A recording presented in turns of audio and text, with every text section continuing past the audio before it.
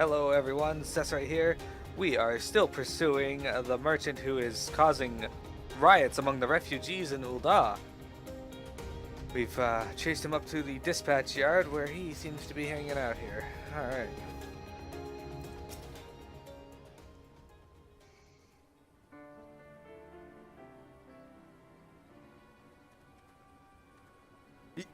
You again? Why are you pursuing me? Sedition, treason, revolution? That's preposterous. Who has filled your head with these lies? Refugees? The self-same refugees who terrorize the streets of Ul'dah? Huh? You have no evidence to prove your accusations. None! No, I will not accompany you to the Hall of Flames. You have no right to detain me.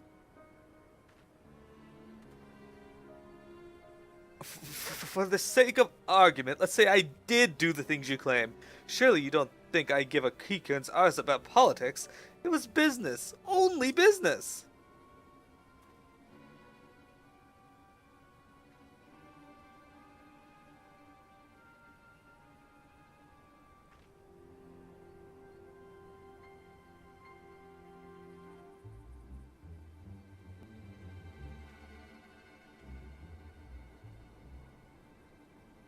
We both know I am not the one you want. However, if you agree to protect me, I swear I shall tell you everything.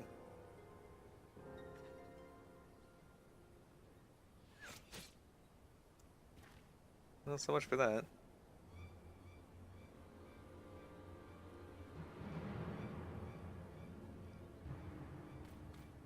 You could be that guy. What's all the commotion? 7 hells. That one's PMS. Tell the others to spread out and search the area. The killer may still be close.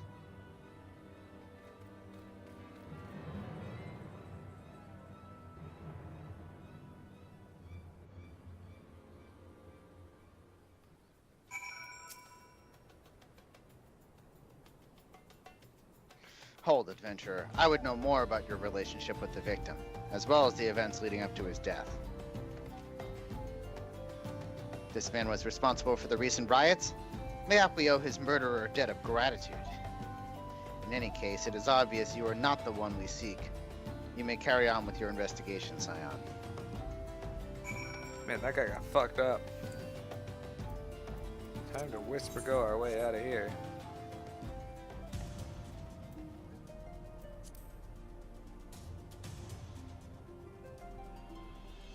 Time to whisper go the fuck to Ul'dah.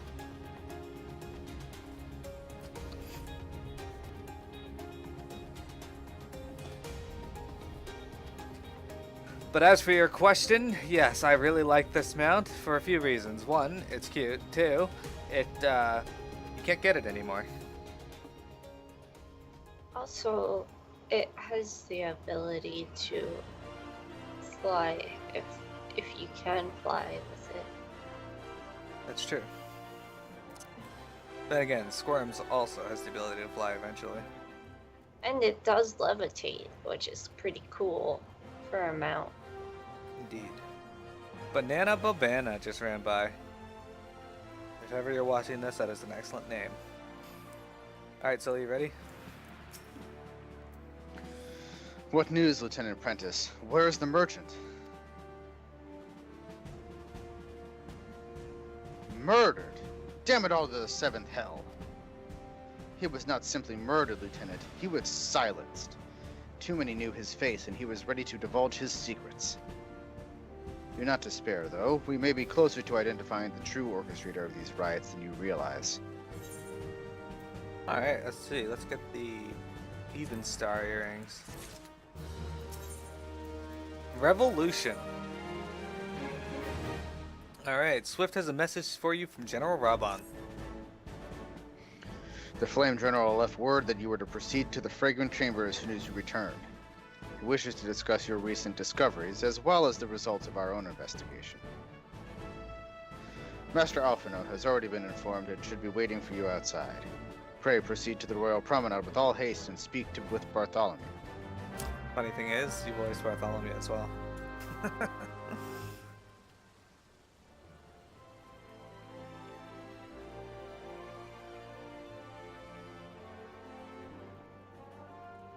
Alright. Ethernet. Bartholomew is at the Chamber of Rule.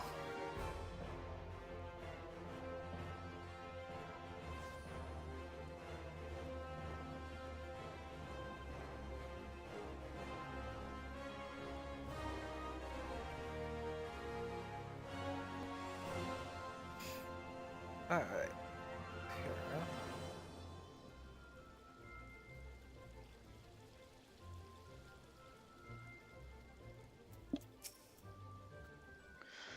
We have been expecting you, madam. Please proceed inside. Alright, let's take the gloam ring.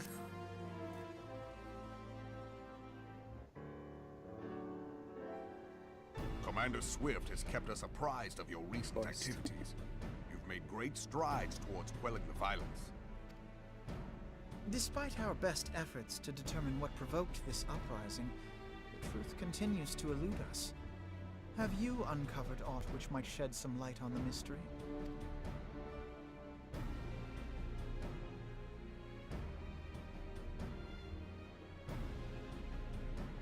This information does not leave this room. The Syndicate's decision to reject the Doman refugees' appeal for asylum had lasting repercussions. A number of those displaced by the calamity claimed it was proof of a policy of discrimination. Together with a group of Alamegan refugees, they organized a series of demonstrations to protest against the Sultanate. Demonstrations which became heated, but did not descend into violence. Until a certain incident served as a call to arms. A unit of brass blades sent to supervise a demonstration loosed arrows upon unarmed protesters. It was this atrocity which prompted the refugees to take up arms. I need not tell you what followed. We assumed at first that the attack was born of a miscommunication. When emotions run high, they happen. But suspicions were raised regarding the unit's commanding officer, whom I ordered interrogated. Sure enough, our fears were soon confirmed. The dog confessed that a merchant had offered him coin to give the order. A merchant in the employ of Teleji Adeleji. Teleji Adeleji. But he spoke in favor of the Doman's cause, and has ever seemed sympathetic towards the refugees' plight. Know you of the Carteneau Reclamation Bill? It is a proposal to annex the Carteneau Flats so that refugees may establish permanent settlements. When last I looked, that was disputed territory. Aye. Some might even call it a battlefield.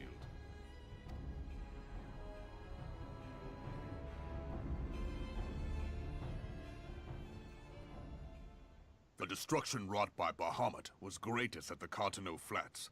That much is common knowledge. What is less well known is that his rampage laid bare ancient Alagon ruins, of which no record existed. There are certain differences of opinion as to how these ruins should be handled, which is why each nation maintains a military presence in the region to this day. Yet differ though we may, we are still allies. Therefore, in the interest of preserving the Eorzean alliance, we have reached an agreement.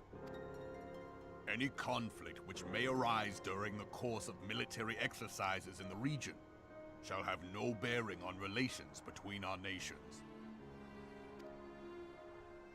In full knowledge of this delicate state of affairs, Teleji Adeleji proposed the Carteneau Reclamation Bill. A shameless bloody ruse which stands to benefit him in but one conceivable way. If successful, he will gain control over the disputed territory under the guise of assisting in the resettlement effort. And you can be sure he'll build an orphanage next to every Alagon ruin.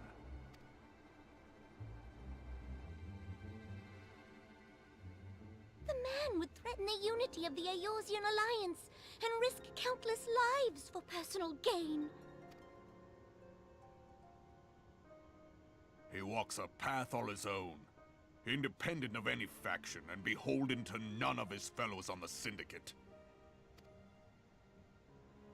By inciting the less fortunate to violence, he hopes to convince others that the Carteneau Reclamation Bill is the only viable solution. His sympathy for the plight of the Domans was not but posturing to gain credibility with the refugees. Of that there can be no doubt.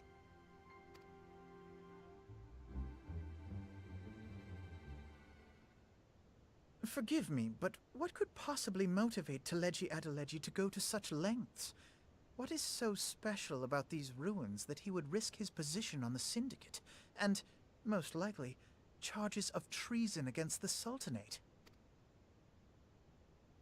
Omega. Pardon?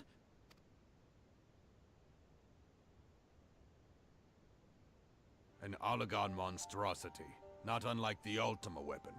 Mayhap larger, we know not. It has yet to be fully excavated. Oligon inscriptions indicate that it was created to fell Bahamut himself. If accurate, it might explain why Nail Van Darnus chose to bring the Red Moon down upon the Carteneau Flats, given the ends he went to ensure Eorzea's annihilation. Destroying the one weapon which could stay the Elder Primal may well have seemed like good sense. When first I bore witness to the power of the Ultima weapon, I doubted the evidence of my senses. And now you tell me there is another such weapon. One which could contend with Bahamut. Bahamut! Aye, we were skeptical ourselves. Truth be told, until the Ultima weapon's existence came to light, we thought the inscription had been mistranslated. At present, Omega is more akin to a fossil than a tool of war, having long since ceased to function. As such, its true potential cannot accurately be gauged. However, if someone were to restore it, as the Garleans did the Ultima weapon, I have little doubt that he would wield untold power. Power enough to subjugate Uldar like as not, and the rest of Eorzea besides, which is doubtless why Teleji Adeleji yearns to have it. That he should aspire to world domination. He who has ever walked 2 paces behind Lord Lolorito in matters of commerce. 'Tis in acknowledgement of his own limitations that he seeks this power. Woe betide us all should we allow him to have it.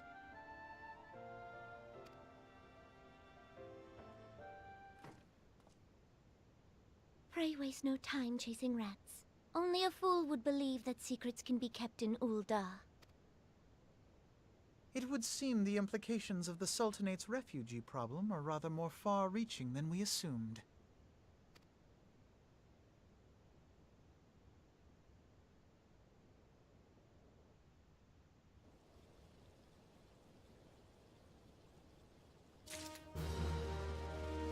Alright, so that quest was that big scene there was a nice way to introduce PvP via the story, in that the Carteneau Flats is where many of the PvP zones take place, and it's like a fight between the 3 of them over who wants to take over each of them. It's also a reference to Omega, which, if any of you played other Final Fantasy games, you know that the Ultima weapon and the Omega weapon are like sibling entities. And that apparently seems to be true even in this game. So what could this be leading to? Stories we tell. Recent revelations weigh heavily on Alphinaud's mind.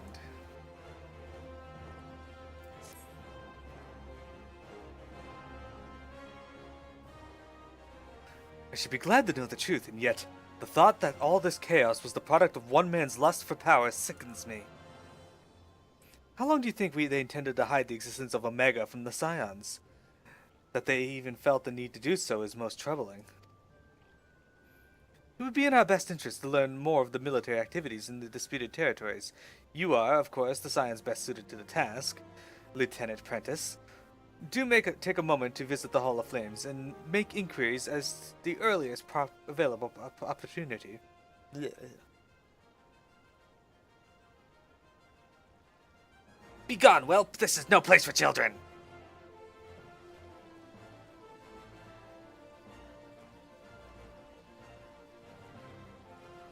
Not you, Peanut.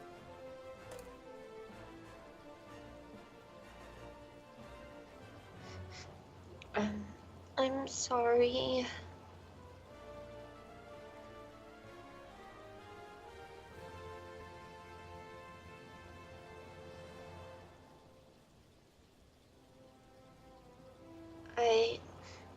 I was looking for you, miss. People said you were looking for the man who left with my parents. You know this girl?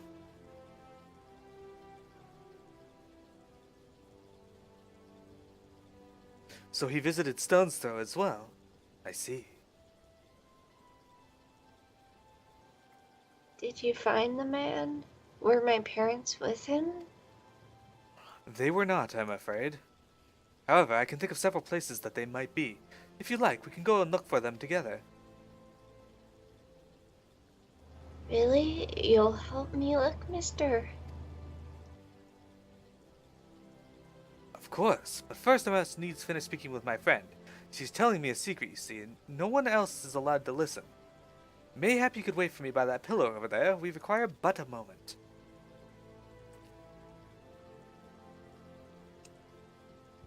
Okay, mister. I'll be waiting.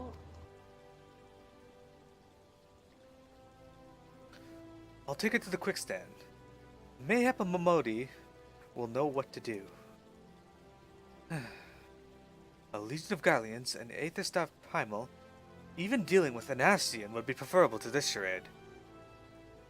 Sometimes I fear Menphilia is too ambitious. We must rush hither and yon in response to threats as they arise, without concern for the strain it places on our limited resources. And ourselves. Mayhap the time has come for a change.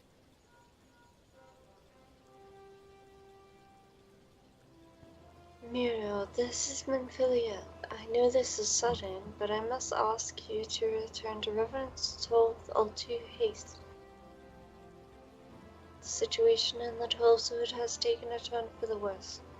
I will explain in detail once you arrive.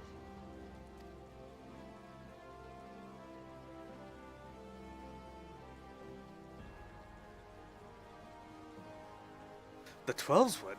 Then the primal threat she spoke of before has been confirmed? I have received no reports of Ixal activity, which leaves the Sylphs? Go, Miro, you know as well as I that the appearance of a primal takes precedence over all else. Oh, and when you arrive, do inform the antecedent that while I am grateful for her concern, she needn't fear for my safety. I am more than capable of protecting myself.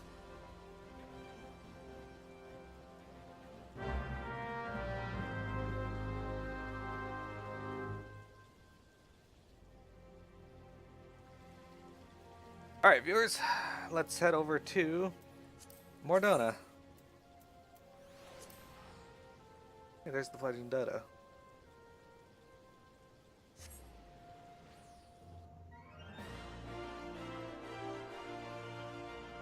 $1 million is for Pysobrats and Pysobrats alone. But they only cost like 80k now. My price brat was... Price of brat. It was $1 million. Over $1 million. You're a loser. It was worth it.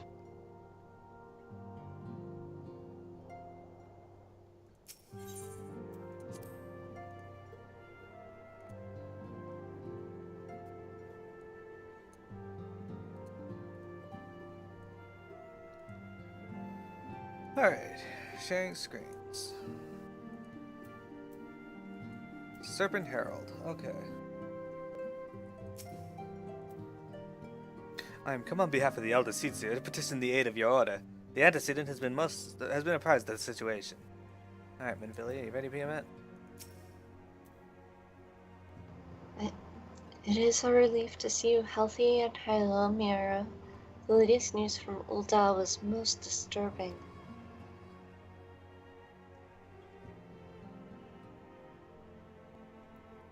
Clearly, the only injury Alphinaud suffered was to his ego. Doubtless it will heal ere long. The other Scions will need to be present for this meeting. If you are ready to begin, I will summon them now. Alright, let's do this. Lord of Levin. Minfilia wishes to discuss the latest threat to arise in the Black Shroud.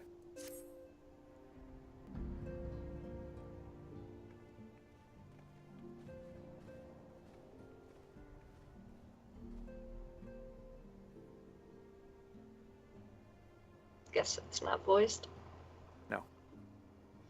Thank you for responding to my call with such haste.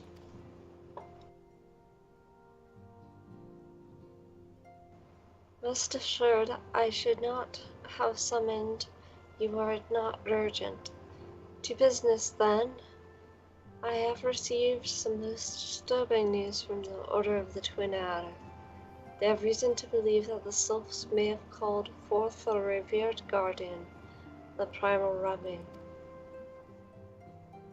I'm sorry, may have, then it is not certain. The Elder Seetsier informs us that the elementals themselves murmur of the Lord of Levin's return to the forest. The Sylphlands, however, display no signs of undue commotion. Forgive me, antecedent, but the fact that need not contradict the elemental's testimony, unlike his more bellicose compeers, Garuda and so on, Ramu is reputed to act only in defense of his children. I imagine he would soon make his presence known if any were foolish enough to directly endanger the Sylphs or their territory. The abruptness of this development concerns me. Were we not keeping a close watch on the touched ones and their movements? If preparations for a summoning ritual were indeed underway, it would surely not have escaped your notice. Oh, it didn't! I was pretty sure it was going to happen, just not this soon. I beg your pardon. You foresaw this eventuality and did not prevent it. I told Papalimo. I suppose I could have reported things to Minfilia earlier, but there honestly wasn't much we could do except wait and see. You know how the Sylphs feel about people poking around in their territory. They already summoned Ramu once, right after the calamity, but that was because the Garleans came tramping through the forest. And so long as Castrum Orion stands, the Sylphs cannot be blamed for wishing to have their guardian deity on hand. In short, Eda and I are in agreement. The actions of the forest folk were inevitable and unavoidable. And I maintain the observation that would have remained the best policy had it not been for the sudden influx of strangers into the Black Shroud. But alas, we did not foresee. By all accounts, the recent violence in Ul'dah drove a number of refugees to seek safety under the concealing canopies of the trees. 'Tis like that the Sylphs perceive this panicked migration as yet another invasion and quickly quicken their effort to summon their god. I am put in mind of Titan and the kobolds. Once again, it is the affairs of men which have paved the way for Primal's coming. Indeed, one cannot help but wonder what manner of place Eorzea would be without the civilizing influence of mankind. But be that as it may, this regrettable development does afford us a unique opportunity.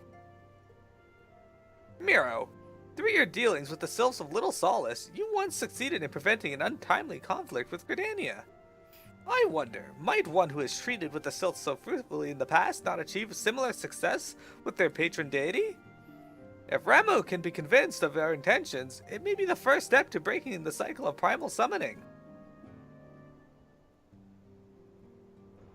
A fond hope.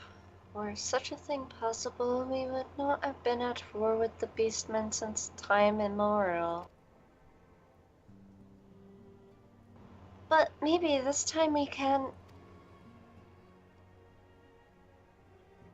Let us continue this discussion anon.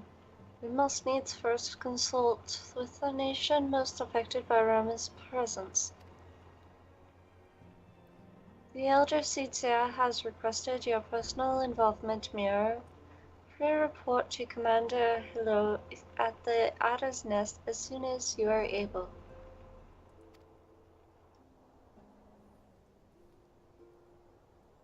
Steel yourself for the worst. While I hope for a peaceful resolution to this matter, experience suggests that your meeting with the Lord of Levin will prove less than amicable. In such an event, your fellow Scions will, of course, lend you whatever support you require. Okay, so, Silly, I just realized you don't play any of the Scions.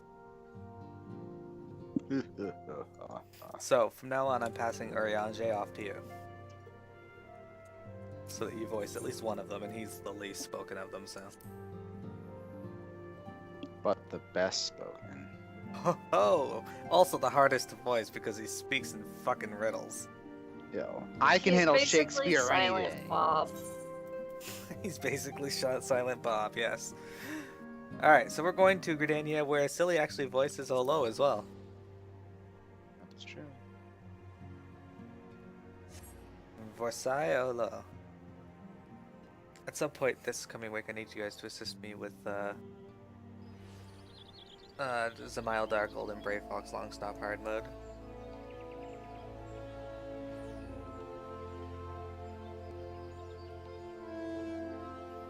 As I am very close to finishing this quest, I just need those things.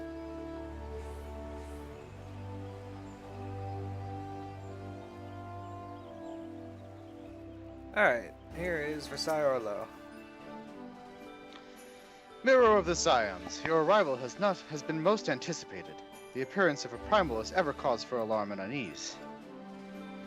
Though my men stand ready for any eventuality, I know none more qualified than you to snuff out this threat. Indeed, I would have you do so without delay. The Elder Seedseer, however, would like to speak with you first. She is of the opinion that your diplomatic, rather than martial, skills may better serve our cause. I will leave further explanation to our learned leader. Pray make your way to Nafika's altar. The conjurer in attendance will admit you to the Lotus Stand. Alright, let us head over to Nafika's altar. Which, I'm pretty sure that I could teleport up to the Conjurer's Guild, but I think this entrance is right by it. Why would you do that? Alright. Here is the Silent Conjurer. The other Scions have already revived, madame. May I show you in?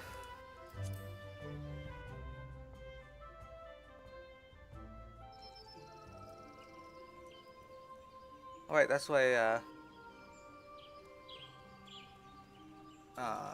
this place has its own music. Alright, we're gonna talk to Thancred. I see the Sylphs have set their own representative. There can be no doubt then. It is said that once Ramu passes judgment, his wrath is implacable.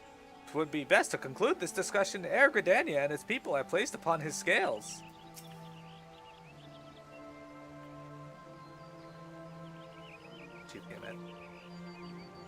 Whatever the Elder Seedseer is planning, I want you to know that I'll be right there by your side. And I'm sure Stola won't be far behind, even if she does think everything is mankind's fault. Speaking of which, before I speak to Stola says that when they mentioned that you might parlay with Ramu, she's like, yeah, if such a thing were possible, we wouldn't have been at war with Beastmen forever. I would like to point out that they did make peace with the Kobolds originally until the Limsons were like, well, you know what? We don't like the terms of this agreement. We're going to change it without telling them, which started another war. Pretty much, yeah, everything in this, with the Curse of the Beastmen, has always been humanity's fault. Even in Final Fantasy XI, it was like that too. Yeah, it's funny though, because it is possible, but then humanity gets greedy. Alright, here's your Stola. I am most curious to hear how the Elder Seetsier means to treat with Lord Ramu. Alright, and Sylphic Servant. Silly, this can be you. Oh, hello, Walking One. It is good to see a friend of Elder One.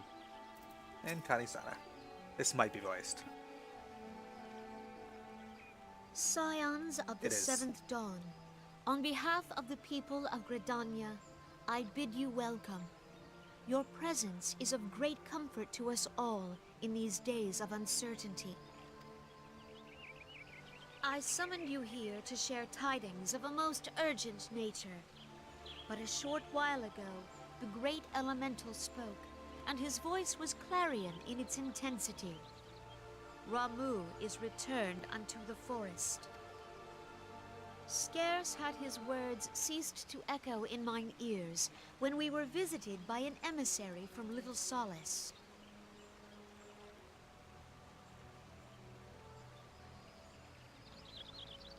Our guest informs us that the Sylphs too have sensed the presence of the Lord of Levin. Though his exact whereabouts remain unknown, we may safely assume that the Primal was summoned within the heart of the Sylphlands. Unlike the other Primals you have encountered, Lord Ramu is no raging avatar of destruction. He is revered as much for his wisdom as his strength, serving as both arbiter and guardian to his children. Given that we and the Sylphs found a way to share the Twelves Wood, it is my hope that this sagely immortal will be amenable to reason, and that conflict may be avoided. Blessed as you are with the power of the Echo, you are one of the few among us who may commune with a Primal without fear of influence. I would ask, therefore, that you represent us in this most delicate of negotiations.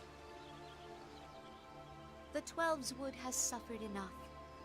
Upon this, we and the Sylphs, and I would venture Lord Ramu himself, are in perfect accord. Let us not endanger our shared home by engaging in unnecessary hostilities.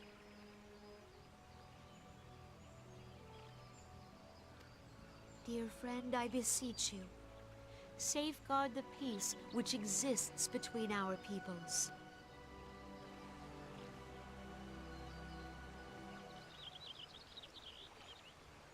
You have my thanks.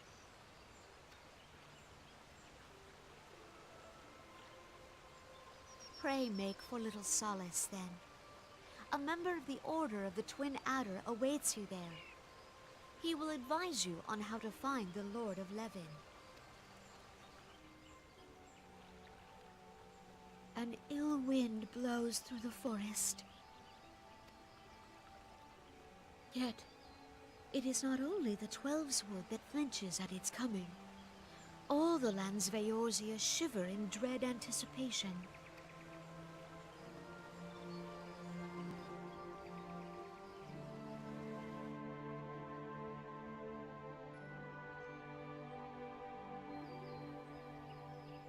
Alright. So, what is the time we have on the stream here? 10 minutes, okay. Let's teleport to Eastern Shroud.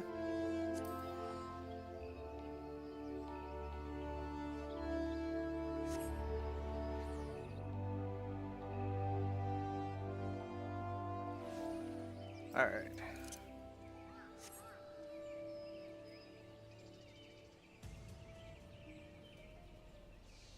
Okay. So, we have been to this area before, a long time ago, when we dealt with the Sylphs beforehand. Now we get to actually work our way through and try to find the Lord of Levin himself, Ramu.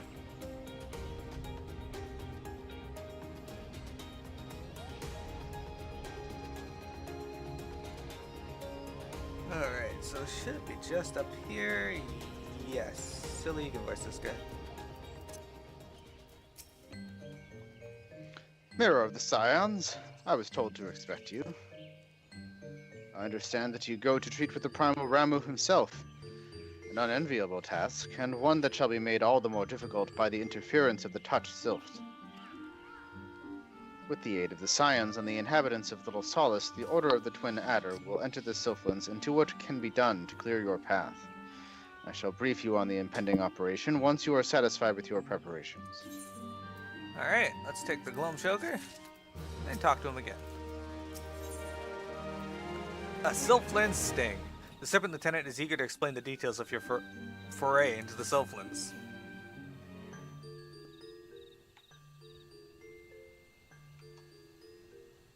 Ready, are you? Then allow me to explain the finer details of this foray into the Sylphlands. In order that you might treat with the Lord of Levin, we must first learn where the Primal is to be found. Though we are certain Ramu is summoned somewhere within the territory of the Touch Sylphs, his precise whereabouts yet elude us, and aimlessly thrashing about in the undergrowth will lead only to unnecessary conflict. We are fortunate, then, to have the expertise of the Scions of the Seventh Dawn at our disposal. Mr. Sita and her companions will make use of their Charlayan devices to measure recent etheric activity. They assure me that the disturbance caused by the summoning of a primal shall prove most an obvious beacon. But we must not get ahead of ourselves. Your first objective will be to join up with your fellow Scions. Time being of the essence, they have already entered the Sylphlands. Fear not, however, they have a Twin Adder escort and a Sylph guide for Help! This one needs help! The guide? What has become of our companions? These ones were ambushed at the border of the Touch One's territory. Touch One tossed a stinging scale bomb, and arrow-shooting ones were left coughing and crying. What of the Scions? Arrow-shooting ones were in the lead, and took the worst of the stinging. Other walking ones scattered this way and that to escape the same fate. Barely 2 steps into the Sylphlands, and we have already lost our charges. But it will profit us little to go running after them until we know exactly what we're facing. Let us first tend to the scouts and assess the situation.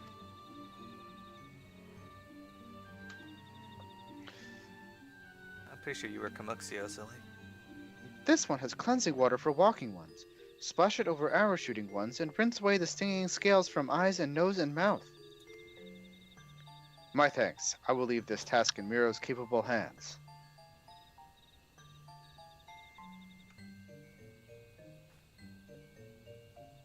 "'Tis hardly an auspicious beginning, but I must ask that you adhere to the plan and rendezvous with your fellow Scions. If you can get the scouts back on their feet, they may be able to point you toward your companions. Oh, and be on your guard. If this operation is to succeed, we can ill afford any further mishaps." Coughing ones and crying ones are not far. This one will show walking one the way.